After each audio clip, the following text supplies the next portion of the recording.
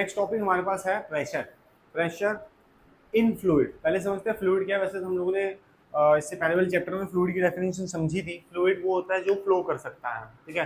जैसे air flow कर सकती है, जैसे वाटर फ्लो कर सकता है, दे ऑल आर फ्लूइड, ठीक है। और ये सब क्या है? फ्लूइड है। तो अब आगे कहता है प्रेशर इन फ्लूइड। तो हमारे पास है प्रेशर।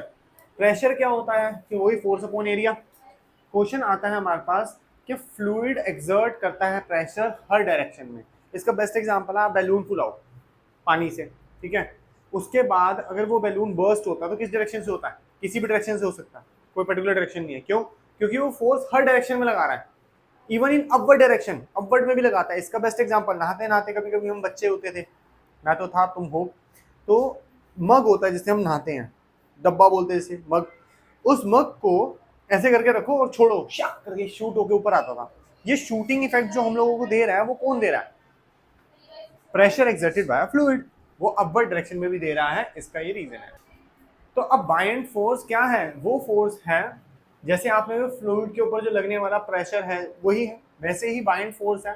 ये वो फोर्स है जो अपवर्ड डायरेक्शन में लगता है जब कोई भी ऑब्जेक्ट इमर्ज होता, मतलब डूबा हुआ होता है किसके अंदर? लिक्विड में या किसी भी फ्लूइड में, किसी भी फ्लूइड या लिक्विड में, ठीक है। तो लिक्विड या फ्लूइड क्या करता है? उसको धक्का मारता है ऊपर की तरफ। धक्का क्या मारता है? ऊपर की तरफ, ठीक है जी। अब उसको बोलते हैं हम लोग बायंट फोर्स या अपथ्रस्ट। क्या बोलते हैं? बायंट या अपथ्रस्ट। देखो दोनों डेफिनेशन लिखी है, ध्यान से समझो। कह रहा था upward force exerted by a liquid. ऊपर देखो तो upward force acting on an object. ये ऑब्जेक्ट के ऊपर लग रही है, लगाई किसने है? लगाई किसने है? लिक्विड ने लगाई है। जो लिक्विड ने लगाई है अपथ्रस्ट है, और जो उसके ऊपर लगी है वो क्या है? Buoyant force. मजाक कर रहे हो क्या? यही यही बायंसी है। जब अपवर्ड फोर्स लग रही है, that is also known as buoyancy, ठीक है ना। हाँ, तो बाइंड फोर्स और अपथ्रस्ट में कोई ज्यादा डिफरेंस नहीं है, ठीक है, एक जैसा है। अगला आता है फैक्टर किसके ऊपर इफेक्ट करता है कि किसी के ऊपर कितना फोर्स लगेगा, ठीक है। देख, जितना फोर्स लगेगा उतने इजीली वो तैर सकता है। तो इसके लिए अगर मुझे तैरना है पानी में, ठीक है, और तैरना मुझे नहीं आता, तो मैं अपना क्या क्या ऐसा कुछ गेम कर सकूं, ऐसा कुछ कर सकूं जिसकी मैं वजह से इजीली फ्लो कर सकूं, फ्लोट कर सकूं, स्विम कर सकूं, ठीक है। तो मैं एक काम कर सकता हूं, अपने सर्फेस एरिया को बढ़ा के जाता हूँ। नहीं, मोटे होने की बात नहीं कह रहा मैं। सर्फेस एरिया को बढ़ा के जाने का मतलब ये है कि ऐसा कोई सूट पहनूं, ऐसी कोई चीज पहनूं या अपने आसपास ऐसी कोई चीज लगाऊं which will increase my surface area. जो कि हम लोग ट्यूब पहन के जाते हैं, आपने कभी देखो, जिसको तैरना नहीं आता उसको क्या क्या पहना दी जाती है? ट्यूब। वो डूबता फिर उससे? नहीं डूबता। उससे क्या होता है? उसका सर्फेस एरिया इंक्रीज हो जाता है। Is it clear? जैसे ही सर्फेस एरिया इंक्रीज होगा वो डूबेगा नहीं। सर्फेस एरिया बोल दे, वॉल्यूम बोल दे, ज्यादा बेटर रहेगा, है ना।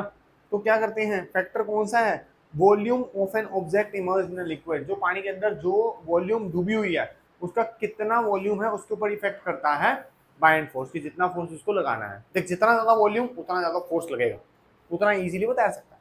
बड़ी ट्यूब लेके जाओ, आराम से तैरो। छोटी ट्यूब क्या आपको ज्यादा इमर्स करा देगी, ज्यादा डुबा देगी, ठीक है ना। तो ध्यान दो उसको। अगला है density of a liquid. Density of a liquid का मतलब क्या है? पहले तो डेंसिटी आप लोगों को पता है, मास अपॉन वॉल्यूम। मतलब मास और वॉल्यूम का जो रेशियो है, जितना कम होगा उतनी तेजी, उतनी अच्छे तरीके से वो तैर सकता है। जैसे वाटर की अगर मैं बात करूँ तो 1 होता है उसका डेंसिटी। अगर 1 से ज्यादा वाली कोई चीज है जिसकी डेंसिटी 1.2 1.5 है तो वो क्या हो जाएगी? इमर्स्ड इन लिक्विड, डूब जाएगी।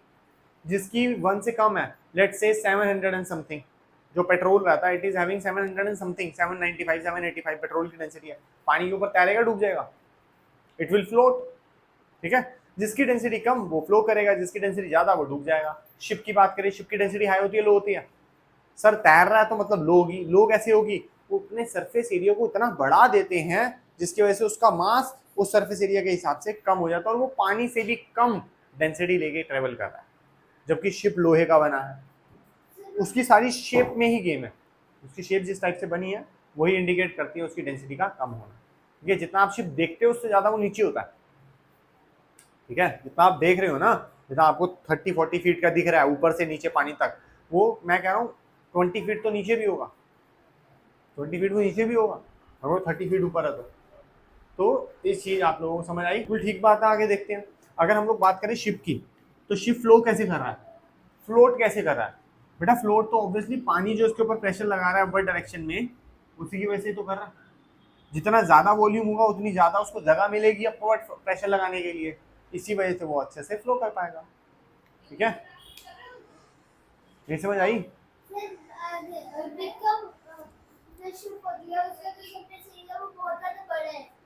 हाँ,